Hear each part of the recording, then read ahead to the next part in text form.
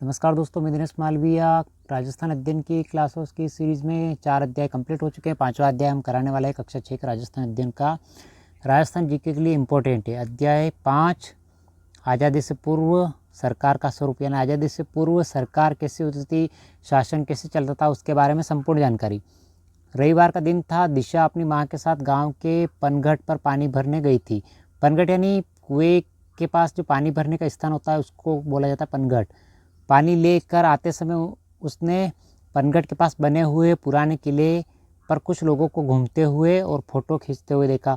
यानी वहाँ पे किले को देखा जहाँ पे बहुत सारे लोग घूम रहे थे। यह देखकर उसने अपनी माँ से प्रश्न किया, ये लोग कौन हैं और यहाँ क्या कर रहे हैं। माँ ने बताया, पर्यटक है। पर्यटक यानी टूरिस्ट, और इस पुराने किले को देखने आए हैं। दिशा ने वापस प्रश्न किया, इस किले में ऐसा क्या है जो ये देखने आए। और बच्चों की उत्सुकता होती, वास्तविक बात है कि ऐसा क्या है इस किले में जो ये लोग देखने आए हैं। माँ ने बताया, किला बहुत पहले इस गांव के जागीरदार ने बनवाया था। वे इसमें रहते थे। जो गांव के मुखिया होते थे वो रहते थे, और इसकी प्राचीनता के कारण पर्यटक इसे देखने आते हैं।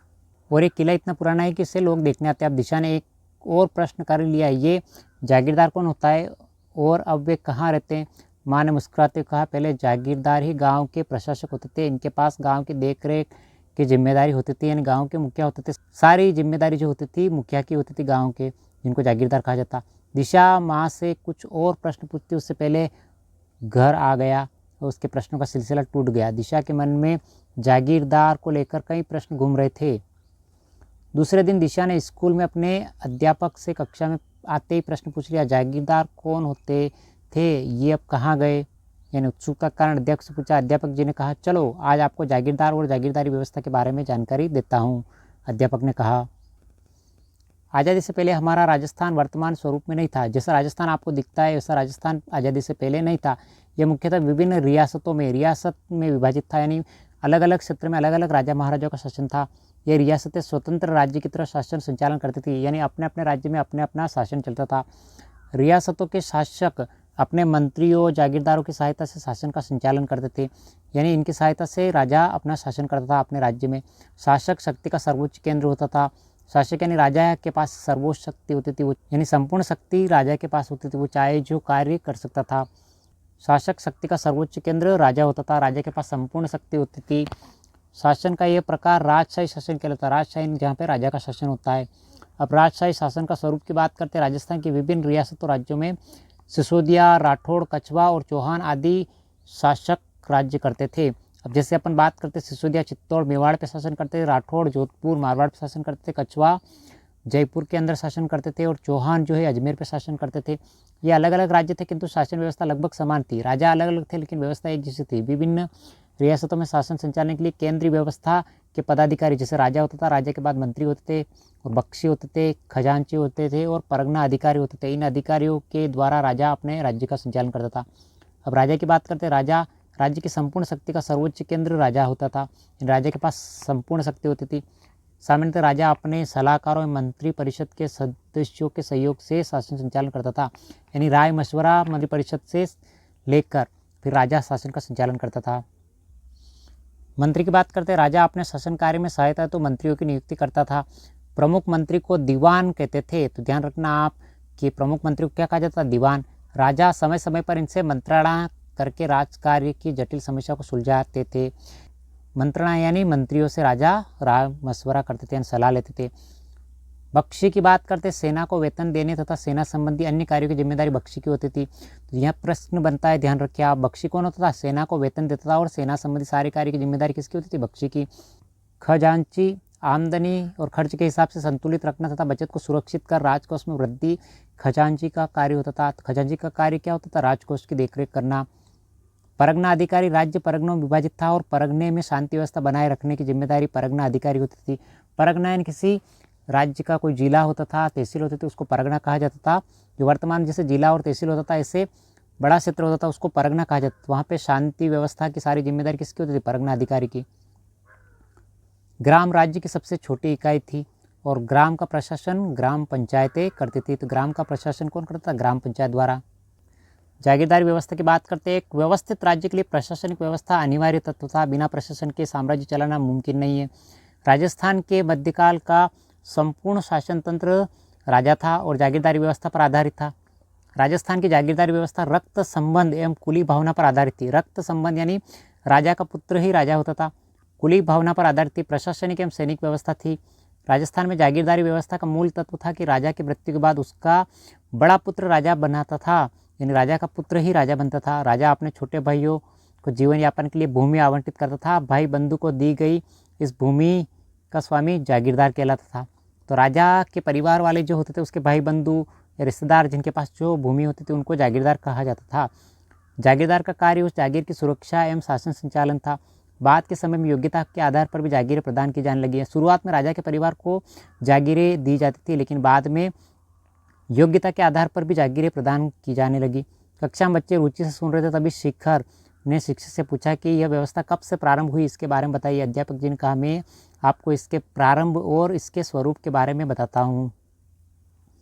जागीरदारी व्यवस्था का प्रारंभ। जागीरदारी व्यवस्था का प्रारंभ कब हुआ, इस संबंध में अब तक कोई निश्चित मत नहीं बन पाया, लेकिन राजस्थान में इसका विकसित और स्पष्ट स्वरूप राजस्थान में राजपूत शासकों के शासनकाल से प्रारंभ हो गया था। यानी राजपूत राजाओं ने शासन शुरू किया, तब से जागीरदारी व्यवस्था का प्रारंभ हो गया। राजस्थान भूभाग पर राजपूतों की विभिन्न शाखाओं ने अपने राज्य स्थापित किए, जैसे हमने देखा है मेवाड़ के अंदर सिसोदिया, मारवाड़ के अंदर राठौड़ और जयपुर के अंदर कछवा और अजमेर के अंदर चौहान शासकों ने अपने राज्य स्थापित किए, जो उनकी रियासतें कहलाई। रियासतों की सुरक्षा एवं शासन व्यवस्था के संचालन हेतु शासकों ने जागीर व्यवस्था प्रारंभ की। यानी एक बड़े साम्राज्य की देखरेख के लिए छोटे स्तर पर बांटना और छोटे स्तर पे जागीर के अंदर बांटना, और जागीर का जो मुखिया होता था वह जागीरदार कहलाता था। जागीरदारी व्यवस्था का स्वरूप। राजस्थान में रक्त संबंध पर आधारित सगोत्री कुली व्यवस्था। सगोत्री यानी एक ही गोत्र की। राजा महत्वपूर्ण प्रशासनिक पदों पर जागीरदार को नियुक्त करता था, और राजा जागीरदार के संबंध स्वामी और सेवक के नहीं होते थे, बल्कि भाईचारे एवं सौहार्द पर आधारित होते थे। तो राजा और जागीरदार के जो संबंध होते थे वो भाईचारे पर आधारित होते थे। मध्यकालीन जागीरदारी व्यवस्था के स्वरूप में परिवर्तन। मुगल काल में मुगलों से संधि के कारण शासकों यानी राजाओं की जागीरदारों पर निर्भरता कम हो गई और शासक मुगल मनसबदार बन गए, यानी मुगलों के वो मनसबदार बन गए। जागीरदार व्यवस्था धीरे धीरे मुगलों काल में समाप्त होने लगी। उन्हें मुगलों का संरक्षण प्राप्त हो गया। इससे शासक जागीरदारों के साथ स्वामी जैसा व्यवहार करने लगे। मुगलों से पहले राजाओं और जागीरदारों का संबंध था वो भाईचारे का संबंध था, लेकिन बाद में जागीरदारों का संबंध जो था मुगलों के साथ वो स्वामी और सेवक जैसा होने लगा था। प्रारंभ में जागीरदार युद्ध एवं शांति के समय राजा को अपनी सेवा देते, लेकिन मध्यकाल में सेवकों द्वारा कर व्यवस्था निर्धारित कर दी गई, जिसका उल्लेख जागीर पट्टे में किया जाता है। यानी धीरे धीरे अलग अलग जहाँ का जागीरदार होता था वह अपने क्षेत्र से किसानों से कर लेता था, यानी टैक्स लेता था, जिसका उल्लेख जागीर पट्टे में किया जाता था। मुगल शासन प्रणाली की कुछ व्यवस्थाओं का प्रभाव राजस्थान पर भी पड़ा। रियासतों ने अपने प्रशासन को परगनों एवं ग्रामों में विभाजित कर दिया। जागीर से छोटे परगनों और उनसे छोटे गाँवों में विभाजित कर दिया। अध्यापक ने साथ साथ ही अंग्रेजों के समय की शासन व्यवस्था को भी समझाया। अंग्रेजों के शासन की बात करते हैं। अंग्रेजी राज्य की स्थापना के साथ ही भारत में प्रशासनिक दृष्टि से दो भागों में विभाजन हो गया प्रशासन। पहला ब्रिटिश भारत और दूसरा रियासती भारत। ब्रिटिश भारत जिस पे अंग्रेजों का अधिकार था पूरी तरह से, और रियासती भारत जिस पे राजा महाराजा का शासन था।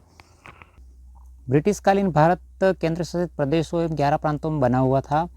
सभी प्रांतों के अलग अलग गवर्नर होते थे, जो कि भारत के गवर्नर जनरल के प्रति उत्तरदायी होते थे। यानी भारत का मेन गवर्नर जो होता था वो एक ही होता था, लेकिन अलग अलग प्रांतों के अलग अलग गवर्नर होते थे, जो मेन जो भारत का गवर्नर होता था उसके निर्देशन में कार्य करते थे।